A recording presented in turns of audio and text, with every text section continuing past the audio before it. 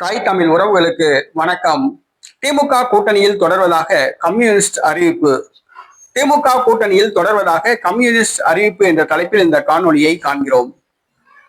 திமுக கூட்டணியில் Marxist communist கட்சி, இந்திய கம்யூனிஸ்ட் கட்சி ஆகியவை இருந்தன. பாராளுமன்ற தேர்தலில் இந்த இரண்டு கட்சிகளும் தலா 2 தொகுதிகளை திமுகவிடம் பெற்று 2லும் வெற்றி பெற்றன. சட்டசபை தேர்தலில் தலா 5 தொகுதிகளை பெற்று இந்த 2 கட்சிகளும் தலா 2 தொகுதிகளில் வெற்றி பெற்றன. தேர்தலுக்கு பிறகு தமிழக வெற்றி கழக அரசுக்கு வெளியிலிருந்து ஆதரவு தருகின்றன. கடந்த 10 ஆண்டுகளுக்கு மேலாக திமுக கூட்டணியில் இந்த 2 கம்யூனிஸ்ட் கட்சிகளும் இருந்தன.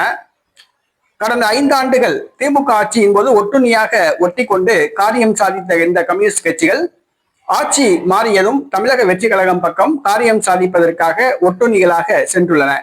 தற்பொழுது 2 கம்யூனிஸ்ட் கட்சிகளும் திமுக கூட்டணியில் கிடையாது. ஆனால் ஐக்கிய கம்யூனிஸ்ட் கட்சி என்ற ஒரு கட்சி தான் திமுக கூட்டணியில் தொடர்வதாக அறிவித்துள்ளது. சட்டசபை பாராளுமன்ற தேர்தலில் திமுக கூட்டணியில் தாங்கள் இருந்தோம். சட்டசபை தேர்தலில் தங்களுக்கு ஒரு தொகுதி கூட ஒதுக்கப்படவில்லை. பாராளுமன்ற தேர்தலிலும் ஒரு தொகுதி ஒதுக்கவில்லை. இந்த சூழ்நிலையில் இந்த 2 கம்யூனிஸ்ட் கட்சிகளும் தற்பொழுது தமிழக வெற்றி கழகம் பக்கம் சென்று விட்டன. ஆனாலும் தாங்கள் திமுக கூட்டணியில் தொடர்வதாக இந்த கட்சியின் தமிழ் மாநில செயலாளர் அறிவித்துள்ளார். ஐக்கிய கம்யூனிஸ்ட் கட்சி என்ற ஒரு கட்சி தமிழ்நாட்டில் இருக்கிறதா என்பது தெரியவில்லை. இது மார்க்சிஸ்ட் இந்திய கம்யூனிஸ்ட் கட்சியிலிருந்து விலகி உருவான கட்சியாகும். இந்த கட்சிக்கு தொண்டர்கள் எதுவும் கிடையாது. ஆனால் கம்யூனிஸ்ட் என்று பெயரளவில் செயல்படுகிறது. ஆக இந்த ஐக்கிய கம்யூனிஸ்ட் கட்சி தான் திமுகவில் தொடர்வதாக அறிவித்துள்ளது.